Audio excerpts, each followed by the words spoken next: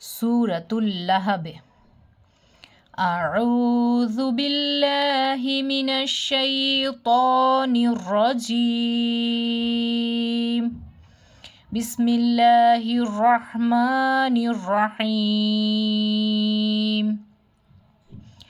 তাব্বাত ইয়াদা আবি লাহাবিন ওয়া তাব্ব মা আগনা আনহু মালুহু ওয়া মা কাসাব সায়াসলা নারান যাতা লাহাব ওয়া ইমরাআতুহু হাম্মালাতাল হাতাব ফি জিদিহা হাবলুম মিন মাসাদ।